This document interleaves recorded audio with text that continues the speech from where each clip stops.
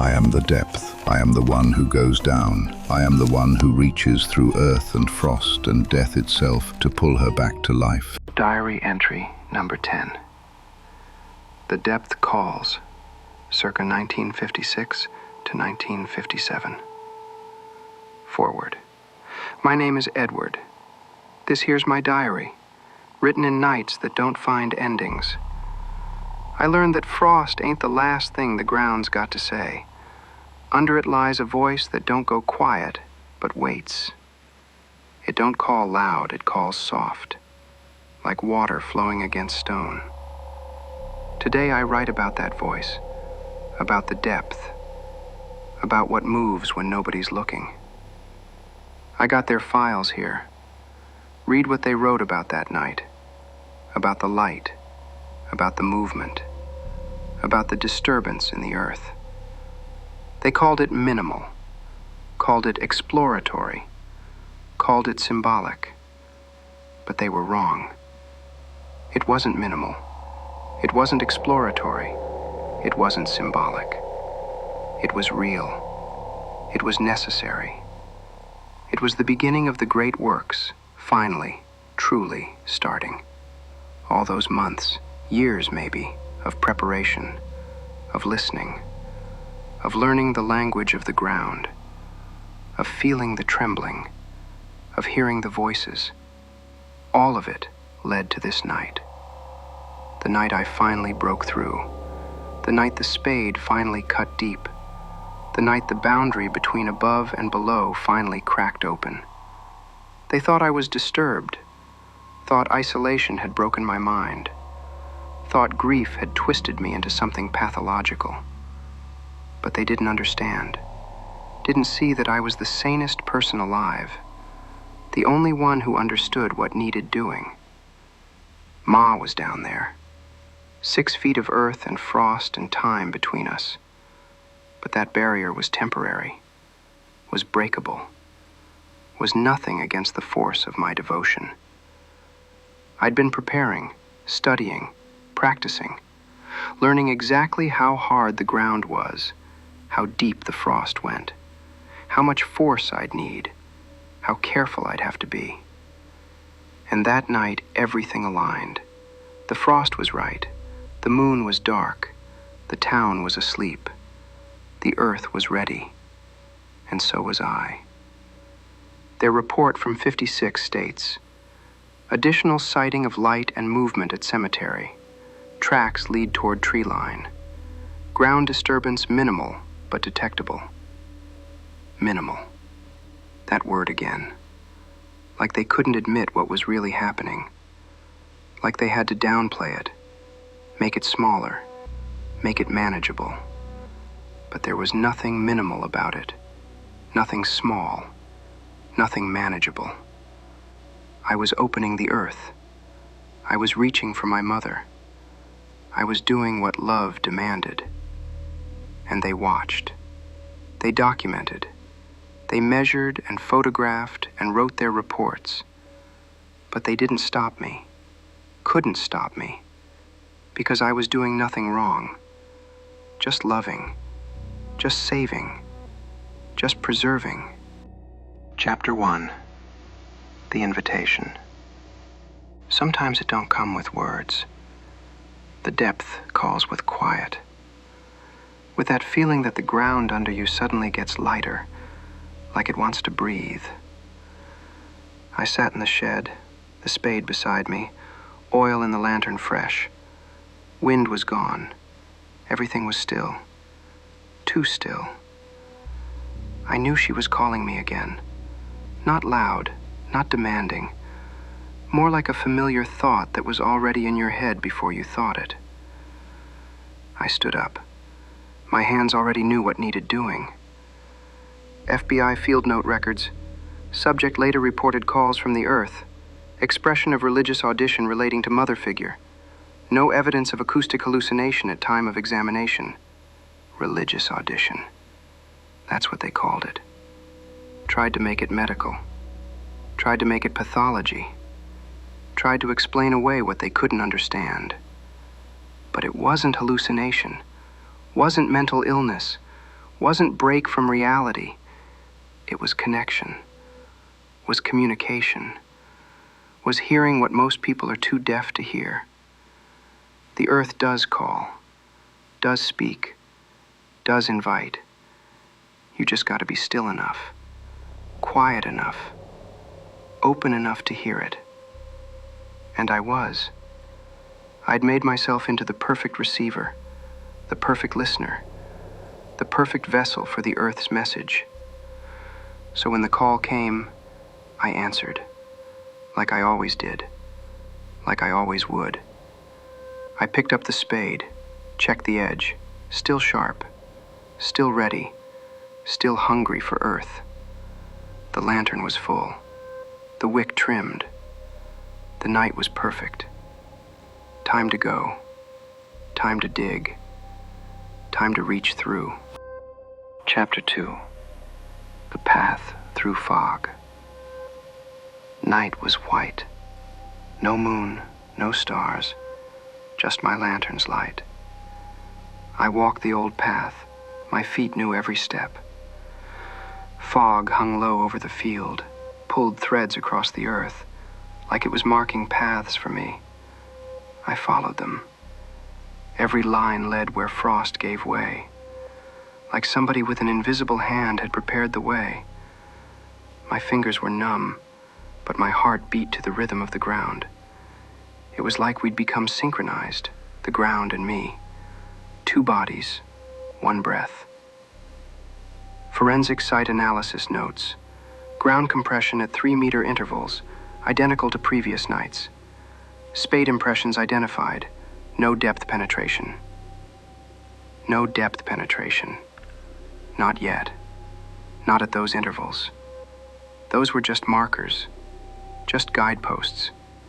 Just the path I'd made over weeks and months of visiting.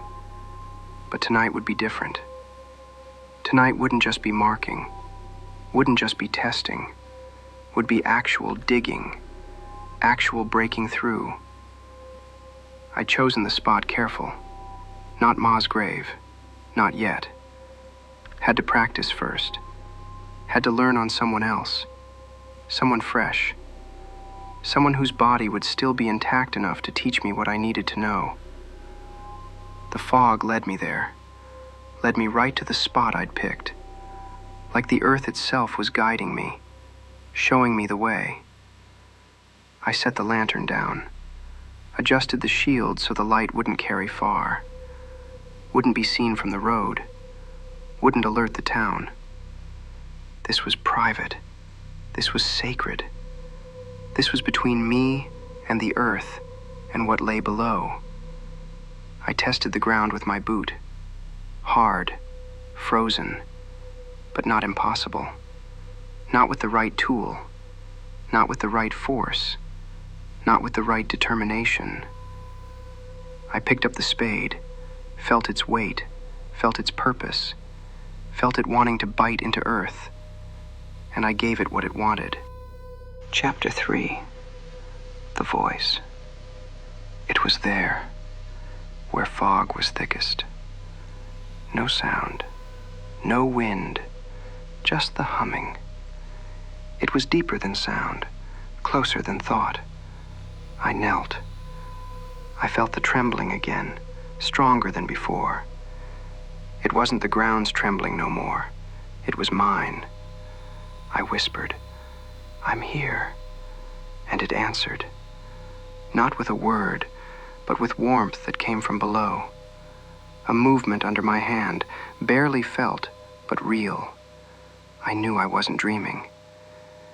"You called me," I said, or thought it. I don't know no more, but something answered, something that didn't want to sleep. Psychiatric protocol from 58 states. Subject shows increasing identification with non-human entity, the depth. Language displays religious mystical elevation. No aggressive affect noted. Non-human entity. That's what they called it. Because they couldn't imagine that the earth itself could be alive, could be conscious, could be calling. But it was. It did. It called me by name, called me to purpose, called me to complete what I'd been preparing for my whole life. The warmth wasn't imagination, wasn't delusion, wasn't psychosis. It was real warmth, real heat rising from below, from bodies, from decay, from the natural process of Earth reclaiming what it's owed. But I wasn't going to let it reclaim Ma, wasn't going to let her be consumed, wasn't going to let nature take what belonged to me. I was going to save her, was going to preserve her, was going to bring her home before the earth could finish eating her.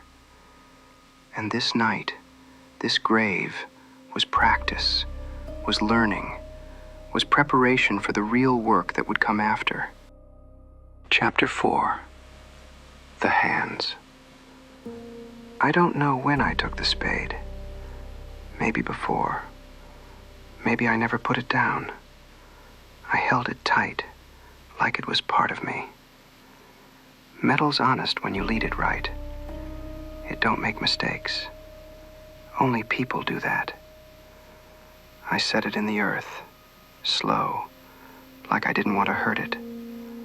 Every thrust was a breath. The depth opened, reluctant but not refusing. I heard frost break, heard ice turn to dust. I heard the earth speak. I didn't lift nothing, didn't search for nothing, just wanted to hear. Just wanted to know how close she is, how close they all are. Wanted to feel the trembling with my fingers, not just my heart. Field report from 57 notes. Partial ground opening approximately 30 centimeters. No exposure of organic material.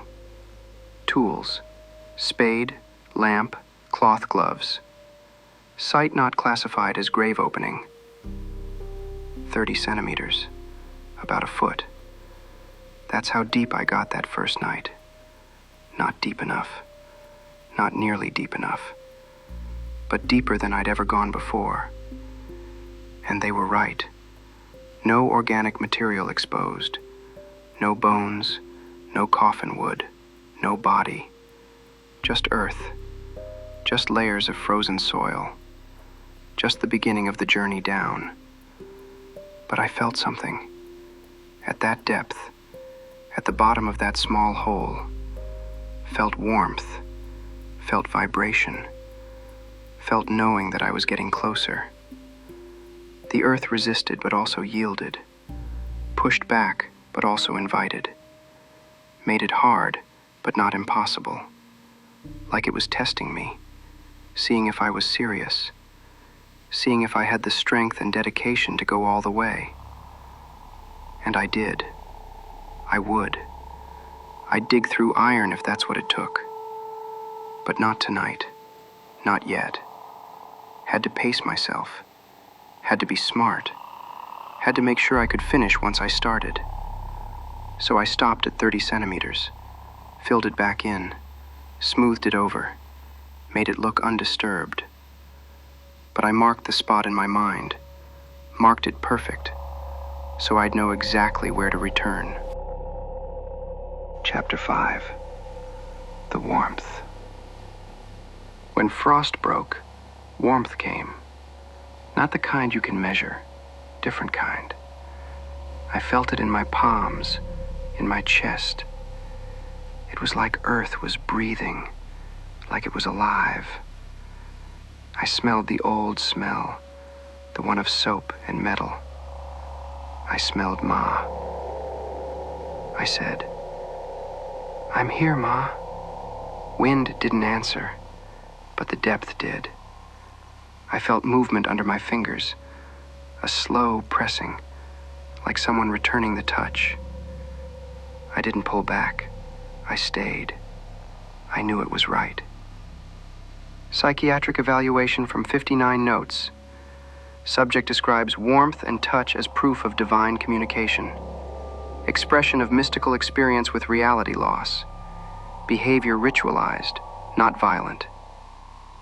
Not violent. That's important. That's what they kept noting. That despite everything, despite the digging, despite the voices, Despite the apparent psychosis, I wasn't violent. Because I wasn't angry, wasn't destructive, wasn't trying to hurt nobody. I was trying to save, trying to preserve, trying to love in the only way I knew how. The warmth was real. The touch was real. Whether it was Ma's spirit, or just the natural heat of decay, or my own mind creating sensation, does it matter?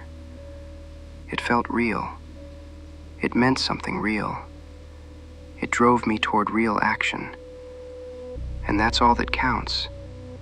Not what they think. Not what their evaluations say. Not what their diagnoses claim. Just what I felt. What I knew. What I had to do. The earth was warm because Ma was warm. Was still warm somewhere deep inside. Still alive in some way that mattered. And I was going to reach her. Was going to touch her. Was going to bring that warmth home where it belonged. Chapter 6. The Call. The depth didn't speak with words. It spoke with silence. Silence that drowned out everything else. I knew what it wanted. I knew there's no endings, just transitions. I understood that purity don't lie above, but below, where it's quiet, where nobody talks no more, just listens. I laid the spade down, knelt, pressed my hand into earth. I felt the trembling again, stronger, more rhythmic. It sounded like a heart beating against stone. Forensic report states, earth removal to 60 centimeters. Traces indicate repeated activity. No organic finds. Hypothesis, symbolic act, not theft.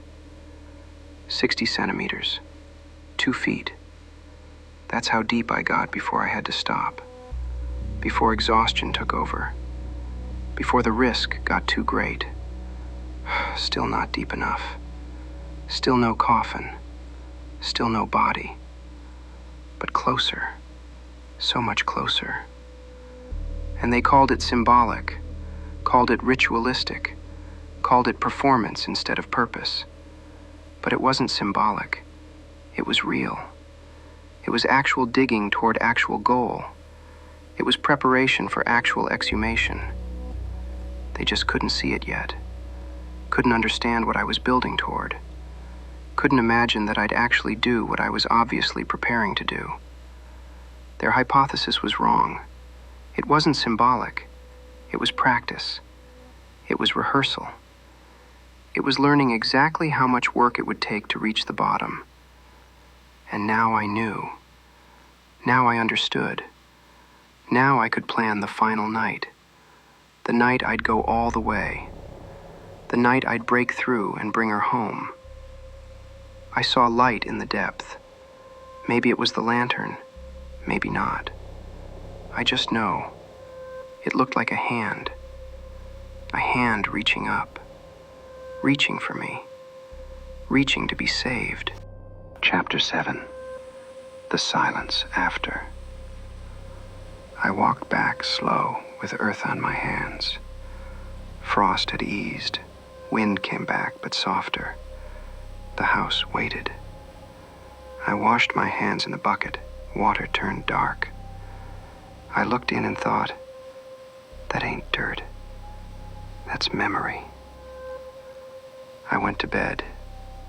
The trembling was still there, deep down, in me. I knew I'd return, not to hear, not to see, but to understand. Final note from 57. Subject repeatedly observed, however no criminal action provable. Recommendation, psychiatric observation. Psychiatric observation.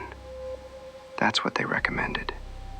Watch him, monitor him, see if he gets worse. But they didn't commit me, didn't arrest me, didn't even question me direct, because I hadn't broke no law, hadn't hurt nobody, hadn't actually disturbed a grave in a way they could prove. All they had was suspicion, was pattern, was behavior that seemed strange but wasn't criminal. So they watched, they documented, they waited for me to make a mistake. But I didn't. I was careful. I was smart. I covered my tracks. I planned perfect. And by the time they understood what I'd actually done, it was too late. The bodies were home. The preservation was complete. The great works were finished. Sometimes, when I close my eyes, I hear her. Not loud, just the word, depth. And I know she means me. I am the depth. I am the one who goes down.